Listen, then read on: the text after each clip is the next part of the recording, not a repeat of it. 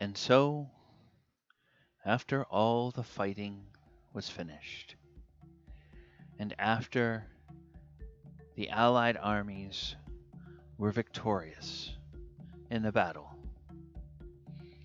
it came time for the folk of the elves, the dwarves, the halflings, the humans, and their other allies, dryads, centaurs, and creatures of nature, to come together and designate a spot where they could annually remember the site of this great victory over the forces of evil. The only thing is, in those days, none of the armies could talk to each other because they didn't share a common language. So the king gathered together people to ask what might be done. And Connie the cleric, veteran of all of the wars, put forth an idea.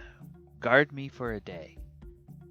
Show me where this tower will be laid, and I will make it a place where all may come and meet.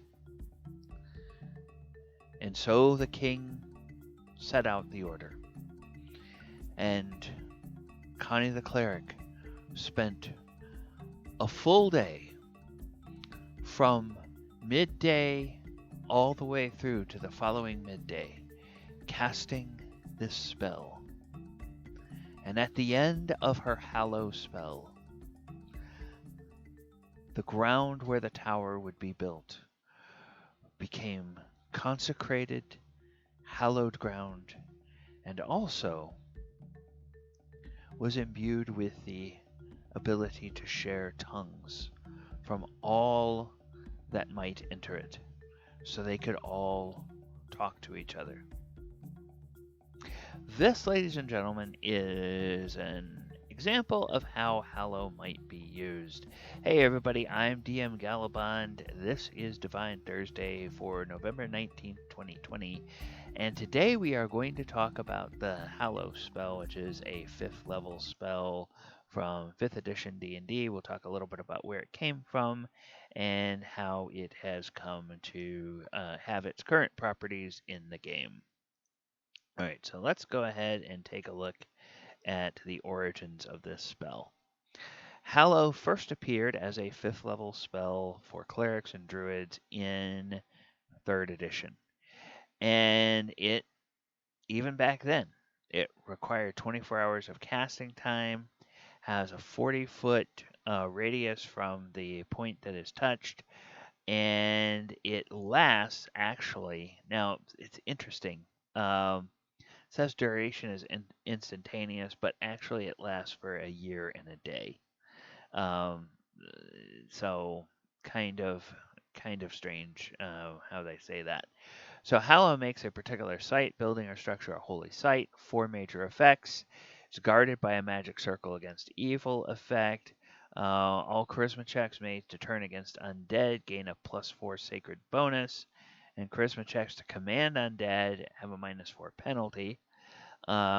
Any dead body can be interred in hallowed site, cannot be turned into undead creature, and you can choose to fix a single spell effect in a hallowed site. Spell effect lasts for 1 year and functions throughout the entire site, regardless of the normal duration and area of effect. Designate whether the effect applies to all creatures who share faith or alignment. Yada yada.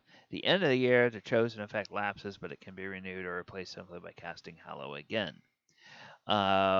So in 3rd edition, you could tie the certain spells such as Aid, Bane, Bless, Cause Fear, Darkness, Daylight, Death Ward, Deeper Darkness, Detect Evil, Detect Magic, Dimensional Anchor, Discern Lies, Dispel Magic, Endure Elements, Freedom of Movement, Invisibility, Purge, Protection from Evil, Remove Resistance, and Silence Tongues, and Zone of Truth.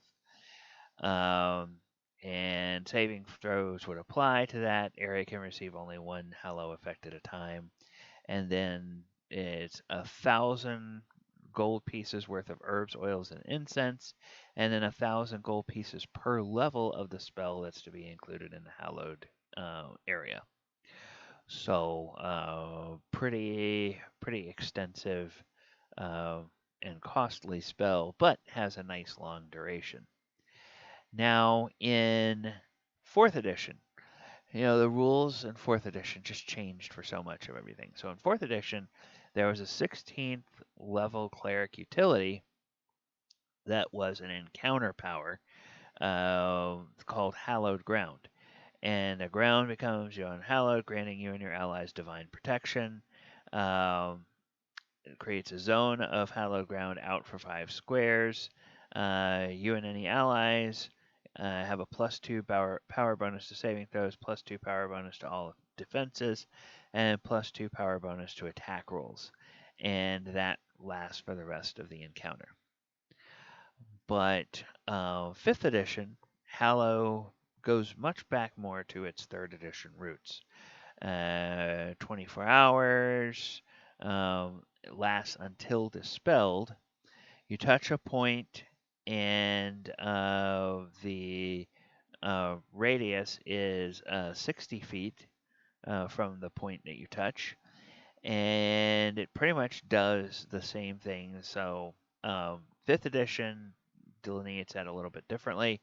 Celestials, elementals, fae, fiends, undead cannot enter the area, nor can such creatures charm, frighten, or possess creatures within it.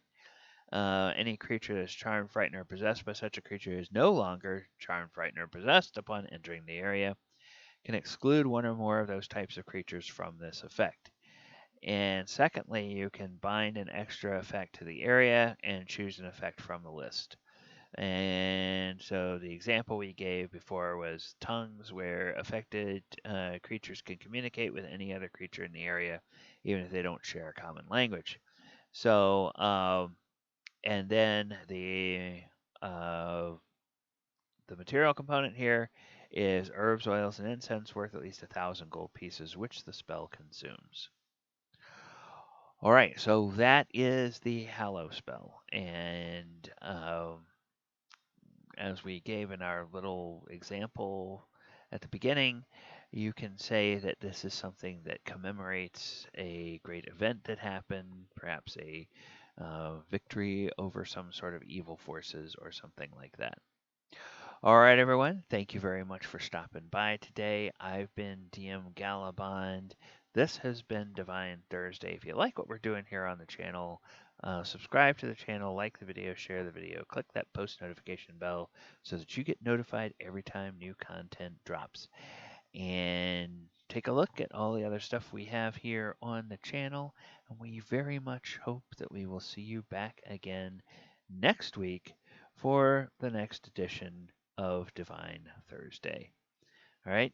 Good night, everybody.